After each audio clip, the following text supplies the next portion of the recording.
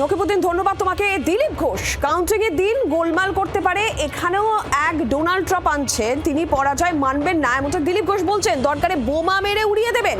তৃণমূলকে তীব্র আক্রমণে দিলীপ ঘোষের এমনটাই বক্তব্য, শুনুন।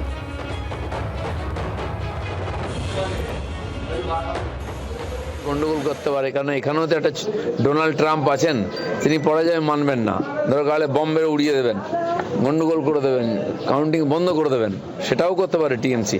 কারণ হার মেনে নেওয়া খুব মুশকিল, যারা খুব স্বৈরাচারী হয় তারা হার মেনে নিতে পারে না। দিলীপ ঘোষের তীব্র আক্রমণ তৃণমূল কংগ্রেসকে, এবং তিনি এটাও বলছেন যে গোলমাল করতে পারে কাউন্টিং এর দিন, এখানেও এক ডোনাল্ড ট্রাম্প আছেন, পরাজয় তিনি মানবেন না এবং যদি দরকার পড়ে বোমা মেরে উড়িয়ে দেবেন। তৃণমূলকে তীব্র আক্রমণ দিলীপ ঘোষের। কিরণ মান্না রয়েছেন আমাদের সঙ্গে এই মুহূর্তে টেলিফোন লাইনে। কিরণ, দিলীপ ঘোষ তিনি বলছেন এখানেও একজন ডোনাল্ড ট্রাম্প আছেন, পরাজয় মানবেন না, কি ইঙ্গিত দিলীপ ঘোষের?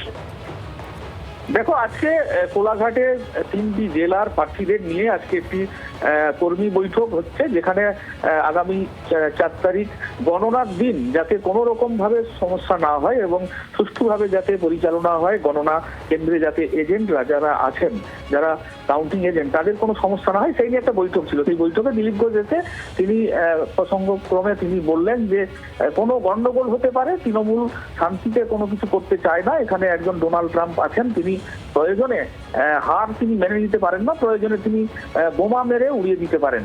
কাকে ইঙ্গিত করে কিভাবে বললেন তিনি যদিও স্পষ্ট করে বলেননি, তবে তিনি তৃণমূল কংগ্রেসের নাম ধরে তিনি পরিষ্কারভাবে জানিয়েছেন তৃণমূল কংগ্রেস এই ধরনের কাজকর্মে সবসময় লিপ্ত থাকেন, তাদের কাজ কারবার এই ধরনের, যাতে এই ধরনের ঘটনা না ঘটে সেই দিকে নজর রাখেন। কিরণ, ধন্যবাদ। তৃণমূল কংগ্রেসের প্রতিক্রিয়া নিয়ে শান্তনু সেন রয়েছেন। শান্তনুবাবু, কি বলবেন দিলীপ ঘোষের এই বক্তব্য? এটা বলে উনি কাকে ইনডিরেক্টলি ছোট করলেন সেটা উনিই জানেন। ডোনাল্ড ট্রাম্পের কাছে কে নিজের দেশকে সমর্পণ করে এসেছে, তার পায়ের কাছে সারেন্ডার করে এসেছে, সেটা সবাই জানে।